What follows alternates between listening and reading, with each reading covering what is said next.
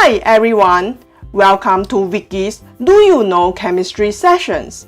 I am Vicky, a science educator who founded Excel with Vicky. I used to be a forensic scientist before teaching science. In these sessions, I will be crystallizing commonly tested yet harder to grasp chemistry concepts to help students ace their chemistry. Wishing all of you a good learning session ahead.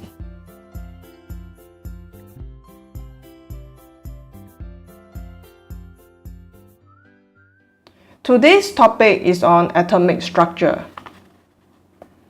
The concept that we will be discussing today is on how to identify the group number of elements when given an ionization energy versus element plot.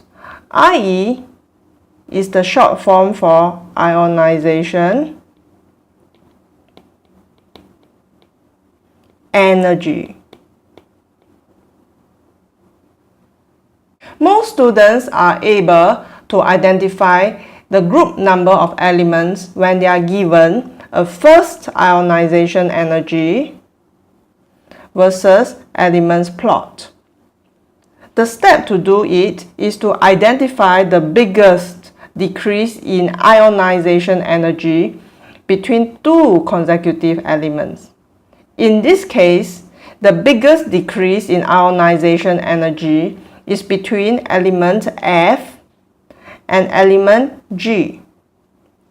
This shows that element F is from group 18 and element G is from group 1.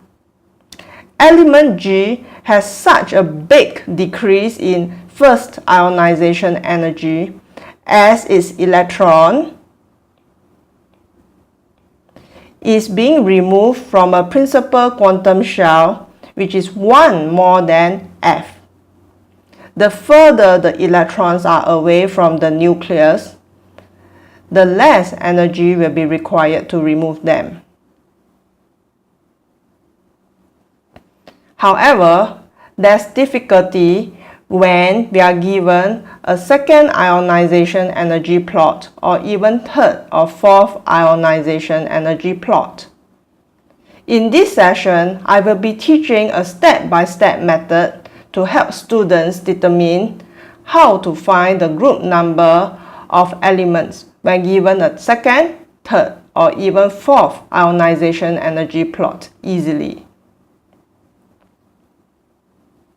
When given a second ionization energy plot, for example, the first step is also to identify the biggest decrease in ionization energy between two consecutive elements, which in this case is F and G. The biggest decrease in ionization energy shows a change in period due to an increase in principal quantum number.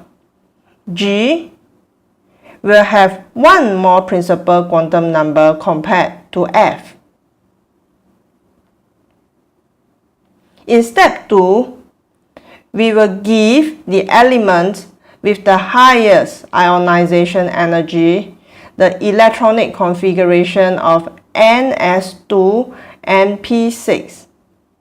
N is the principal quantum number. For G,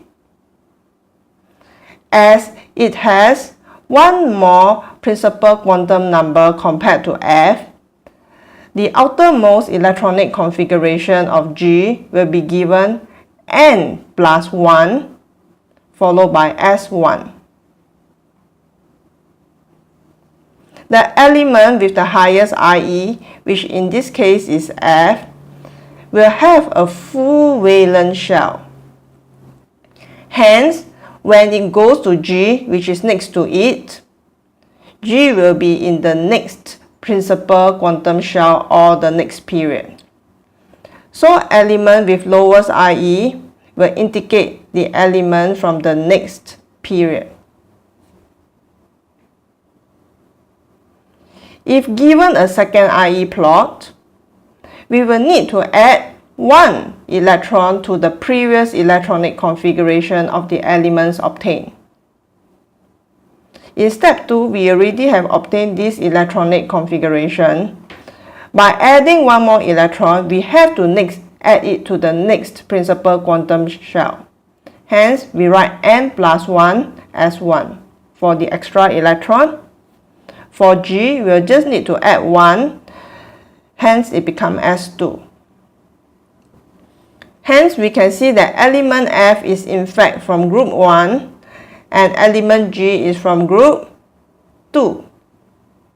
Why do we need to add back 1 electron? We have to understand that second IE means removing an electron from a singly charged ion.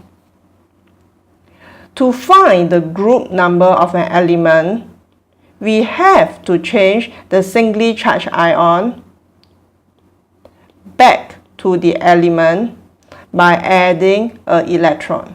If this was a third IE plot, we will need to add back 2 electrons, as the third IE means an electron is removed from a doubly charged ion. To get back to the element, we will have to add 2 electrons back to the doubly charged ion. And for fourth IE plot, we will need to add 3 electrons. In summary, the first step is to identify the biggest decrease in IE between 2 consecutive elements. For the second step, always assign NS2 and P6 to the element with highest IE and assign n plus 1 S1 to the element with the lowest IE.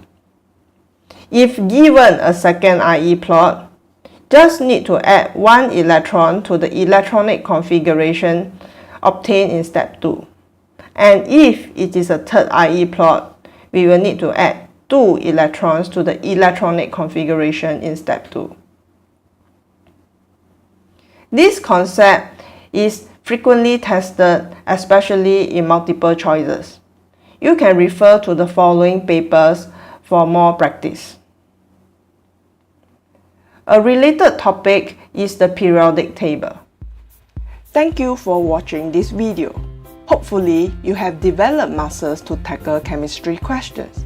Please give me a like, subscribe to my YouTube channel, and share with your friends. For any feedback or concepts you would like me to address or inquire about chemistry lessons with me, please email excelwithvicky@gmail.com.